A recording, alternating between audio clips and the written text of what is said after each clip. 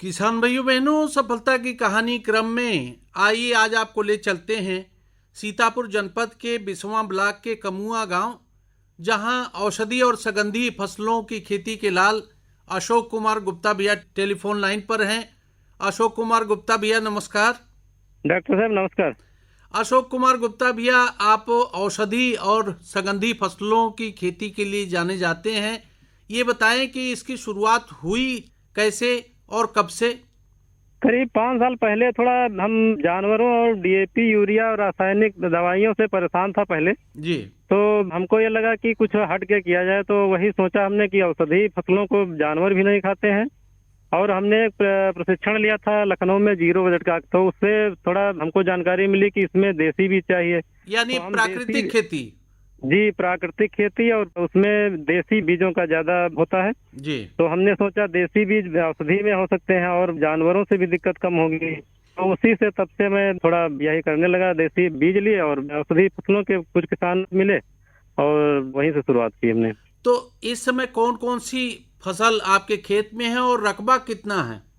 Doctor साहब, हमारे पिताजी की जमीन तो करीब 2 एकड़ है, लेकिन करीब 4 साढ़े 4 एकड़ और दूसरी लीज पे लेके जी। और उसी पे कर रहे हैं और बाकी रेती पे है। तो उसमें ड्रैगन फ्रूट है, अकरकरा आगे डालना है और कैमोमिल की नर्सरी कल डाल दी है। जी। और काहू भी 10-5 दिन में डालूंगा नर्सरी, और हाँ। ग्लूकार्न की 10-5 दिन में डालूंगा। और हिबिस्कस लगा है आधा एकड़, उसको रोजायल या अंबाड़ी बोलते हैं। जी। और तुलसी 1.5 एकड़ लगी है और सुगंधा 1 एकड़ डाल चुके हैं। जी। और थोड़ी हल्दी खाने के लिए करीब 10 बिस्वा है। और और कालमेघ की भी खेती करते काल हैं? में 1.5 एकड़ है। तो इस समय फसल कैसी है आपकी औषधि और सुगंधी फसलों की? जी, रासायनिक से कहीं बढ़िया है। जी। हम उसमें कुछ नहीं, बस गाय आधारित करते हैं। उसमें सब गौमूत्र और गोबर और जो वनस्पतियों से बनाई गई कीटरोधी दवाई बनाता हूँ अपने हाथ ही। कुछ नहीं, मतलब हमको बाहर से कुछ नहीं लेना है। यानी बस घर बाजार ही पर से। निर्भरता नहीं ना है ना आपकी? मुझसे कोई मतलब नहीं है।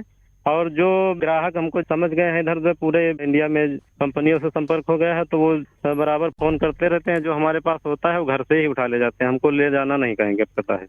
आपने अश्वगंधा का नाम लिया, तो जी अश्वगंधा की कोई खास प्रजाति आप लगाए होंगे, और इसकी बुआई से लेकर के और कटाई तक कौन कौन सी खास बातों का ध्यान रखते हैं? जी, इसको हमने सीमैप लखनऊ से सिमपुष्टि के नाम से हमको मिली थी। जी। और इसकी बुआई इस साल तो 1 महीना पहले से रही, लेकिन हमारे यहाँ मौसम की इस साल बरसात ज्यादा हुई तो अब थोड़ा लेट हो गया है। जी। और करीब हमने 20 दिन पहले बो दिया था। करीब आज भी बोया करीब आधा एकड़। तो बारीकी क्या करते हैं अश्वगंधा में? इसमें डॉक्टर साहब पानी कम लगाना पड़ता है। हाँ। और इसके बाद जानवरों से कोई दिक्कत, और वही आगे खाद और दवाइयाँ कुछ डालनी नहीं है जी। हमको, यही 0 बजे से पूरा हो जाता है। और इसके बाद खुदाई में वही पानी लगा के तुरंत जड़ उखाड़ लो, जड़ काट के बस उसको सुखा के बाजार में यहीं से उठा ले जाते हैं। आपने रोजेल का नाम लिया, ये रोजेल औषधीय फसल कौन सी है, इसकी उपयोगिता क्या है और इसके खेती के फायदे क्या हैं?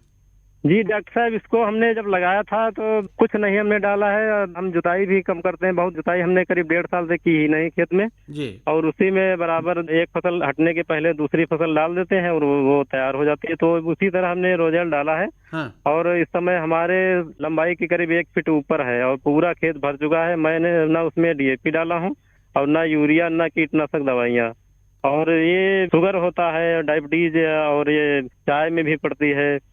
आप कालमेघ की भी खेती करते हैं, तो कालमेघ की खेती में कौन कौन सी बारीकी करते हैं? काल में कि वही जून में इसकी नर्सरी डाल देते हैं और 1.5 महीने बाद ट्रांसप्लांट कर देते हैं। जी।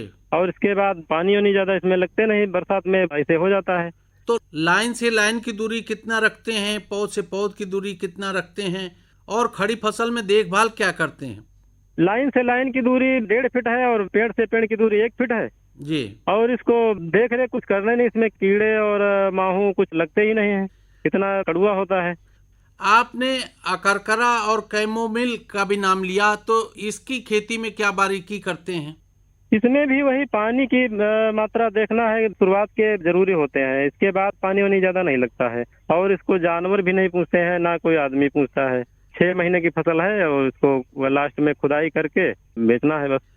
कैमोमिल एक तरह की नई औषधि फसल है, तो इसकी जी। खासियत क्या है? कैमोमाइल में इसको टी चाय के नाम से जाना जाता है ज्यादा। जी तो इसको चाय में जैसे 5 स्टार होटल इसकी चाय बनती है। इसको शुगर फ्री और हार्ट अटैक वाली दिक्कतें हैं ये सब कम हो जाती हैं इसके पीने से। इसके अलावा आप गेंदा की भी खेती करते हैं? जी, गेंदा की इसमें जैसे हमारा रोज का खर्चा चलता रहता है बराबर। हाँ इसमें जैसे करीब 3 महीने पहले लगाया था हमने, वो इस समय चल रहा है। जी और 1 महीने पहले लगाया था वो करीब 1.5 महीने बाद चलेगा। और इसके बाद अभी 15 दिन बाद फिर से लगा देंगे तो वो फिर उसमें निकलेगा फरवरी में। और जनवरी में लगाएंगे वो उसमें निकलेगा अप्रैल में। इसी तरह चलता रहता है। इसमें हमारा रोज का खर्चा चलता रहता है। इससे आधा एकड़ बराबर बनाए रहते हैं जी। तो उससे बराबर रोज का खर्चा चलता रहता है। बाकी हमारा इधर उधर का जो होता है बच जाता है। यानी पूरे साल आप गेंदा पैदा करते हैं और उससे जो दैनिक खर्चा है आपका घर गृहस्थी का वो चलता है। हाँ, पूरा खर्चा चल जाता है हमारा। तो औषधि और सुगंधी फसलों की खेती करके खुशहाल हैं आप?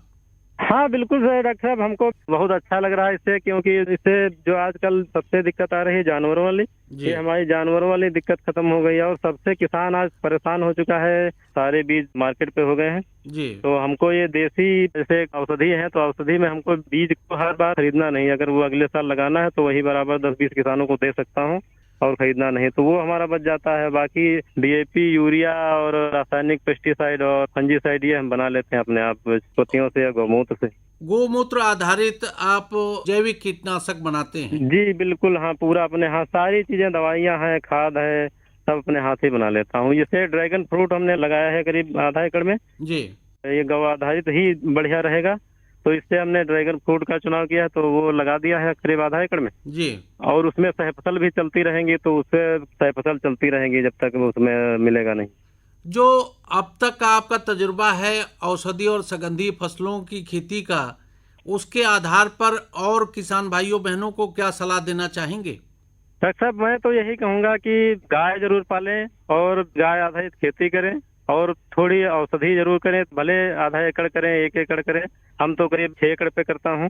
तो हम तो यही कह रहे हैं कि कुछ थोड़ी थोड़ी करें और जो इधर उधर घूम रहे हैं उनको पाला जाए तो थोड़ा अपने भी खर्चा बचेगा।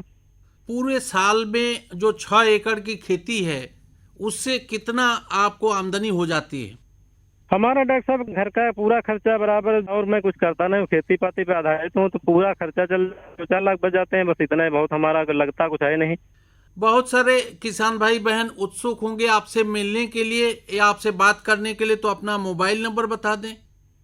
94 53 70 79 87 94 53 70 79 87 94 53 70 79 87।